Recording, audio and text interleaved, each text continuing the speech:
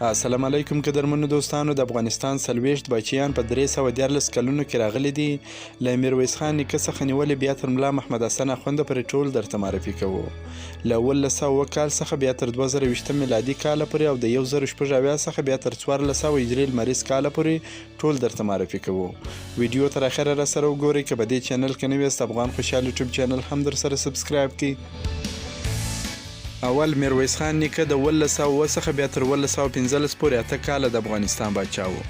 دویم عبدالعزیز خان د 1915 څخه بیا تر 1914 پورې 1 کال د افغانستان پاچا و. دریم شاه محمود د 1914 څخه بیا تر 1924 پورې 8 کاله د افغانستان پاچا و. څلورم شاه اشرف د 1924 څخه بیا تر 1928 پورې 15 کاله او 8 میاشتې د افغانستان پاچا و. پنځم شاه حسین د 1929 څخه بیا تر 1930 پورې 8 کاله د افغانستان پاچا و. شپږم احمدشاه بابا یا احمدشاه ابدالي د 1940 څخه بیا تر 1942 پورې 26 کاله د افغانستان پاچا و. اووم شاهزاده سلیمان د 1902 څخه بیا تر 1922 پورې یعنی 100 ورځې د افغانستان پاچا و. اتم تیمورشاه د 1902 څخه بیا تر 1929 پورې 29 کاله د افغانستان پاچا و. نم شاه زمان د 1902 څخه بیا تر 1801 پورې 9 کاله د افغانستان پاچا و. لسم شاه محمود د 1801 څخه بیا تر 1803 پورې یعنی 2 کاله د افغانستان پاچا و. 11 شاه شجاع د 1803 څخه بیا تر 1811 پورې 8 کاله د افغانستان پاچا و. 12 شاه محمود د دویم ځل لپاره د 1811 څخه بیا تر 1890 پورې 18 کاله د افغانستان پاچا و. 14 د بارګزۍ ګډه واکمني د 1890 څخه بیا تر 1815 پورې 14 کاله وه.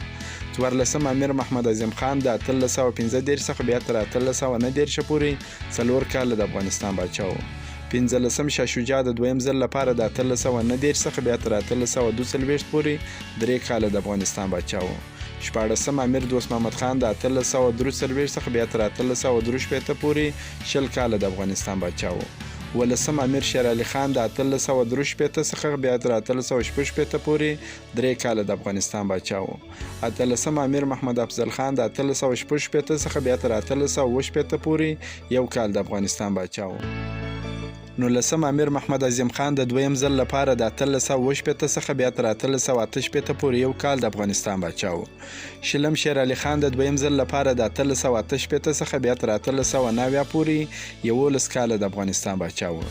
21 امیر محمد یعقوب خان د 1890 څخه بیا تر 1880 پورې 1 کال د افغانستان پاچا و. 22 امیر عبدالرحمن خان د 1880 څخه بیا تر 1901 پورې 21 کال د افغانستان پاچا و. 23 امیر حبیب الله خان د 1901 څخه بیا تر 1918 پورې 18 کال د افغانستان پاچا و. 24 امیر امان الله خان د 1918 څخه بیا تر 1928 پورې 10 کال د افغانستان پاچا و.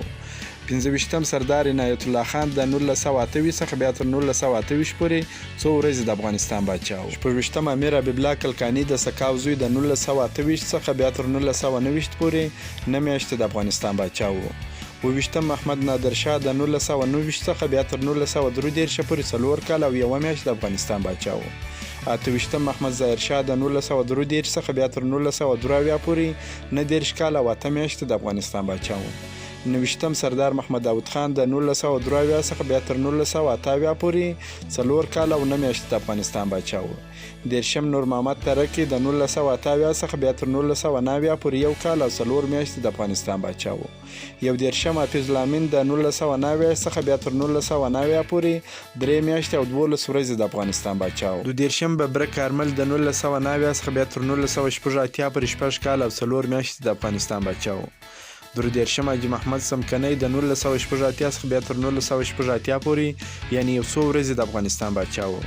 34 شهید ډاکټر نجیب الله د 1988 څخه بیا تر 1992 پورې 14 کال د افغانستان پاچا و. 35 صبغت الله مجددي د 1992 څخه تر 1992 پورې یعنی 2 میاشتې د افغانستان پاچا و.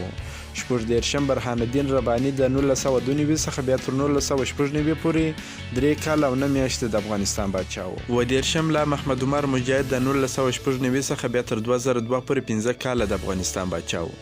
18 حمید کرزی د 2002 څخه بیا تر 2014 پورې 14 کال د افغانستان پاچا و. 19 ډاکټر محمد اشرف غني د 2014 څخه بیا تر 2021 کال پورې 2 کال د افغانستان پاچا و. 40 ملا محمد حسن اخوند د 2021 څخه تر اوسه پورې 4 میاشتې کېږي چې د افغانستان پاچا دی.